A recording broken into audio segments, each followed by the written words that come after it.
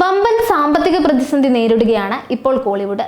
ഏറെ പ്രതീക്ഷയോടെ എത്തിയ ഇന്ത്യൻ 2 കൂടി ബോക്സ് ഓഫീസിൽ തകർന്നടിഞ്ഞിരിക്കുകയാണ്. 2024 തുടങ്ങി 6 മാസം പിന്നിടുമ്പോഴും വിരലിലെണ്ണാവുന്ന വിജയങ്ങൾ മാത്രമാണ് കോളിവുഡിൽ സംഭവിച്ചിട്ടുള്ളത്. മലയാളത്തിൽ നിന്നും മറ്റു ഭാഷകളിൽ നിന്നുമുള്ള പല ചിത്രങ്ങളും തമിഴിൽ വമ്പൻ ഹിറ്റ് അടിച്ചതല്ലാതെ നോക്കിയാൽ ദയനീയമാണ് കോളിവുഡിലെ സ്ഥിതി.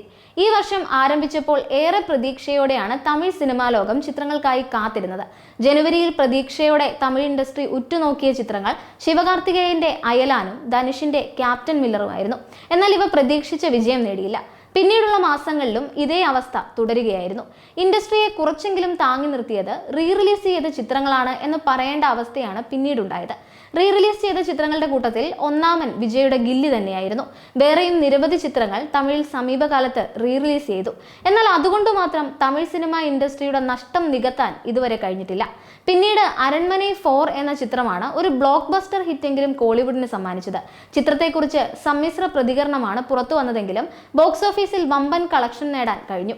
തുടർന്ന് വിജയ് സേതുപതി ചിത്രം മഹാരാജയും സർപ്രൈസ് ഹിറ്റടിച്ചു. 100 കോടി ക്ലബിൽ ചിത്രം എത്തിയിരുന്നു. എന്നിരുന്നാലും സമീപ വർഷങ്ങളെ അപേക്ഷിച്ച് നോക്കുമ്പോൾ തകർന്നടിഞ്ഞ അവസ്ഥ തന്നെയാണ് കോളിവുഡിന് നിലവിലുള്ളത്.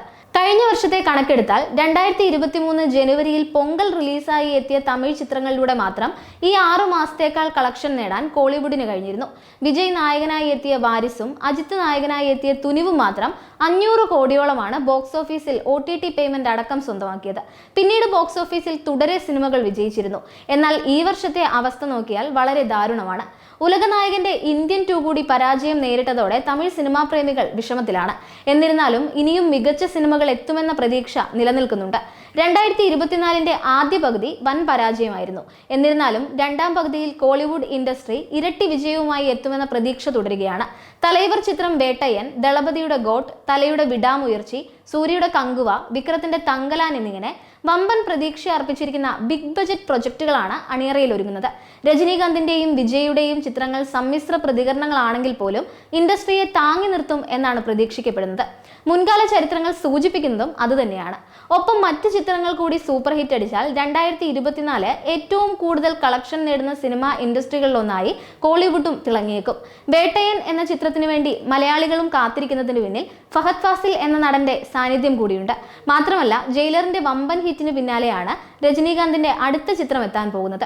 ദി ഗോട്ടിന്റെ കാര്യമെടുത്താൽ വിജയുടെ അഭിനയ ജീവിതത്തിലെ ഏറ്റവും ഒടുവിലത്തെ സിനിമകളിൽ ഒന്നായിട്ടാണ് ഗോട്ടിനെ കണക്കാക്കുന്നത്.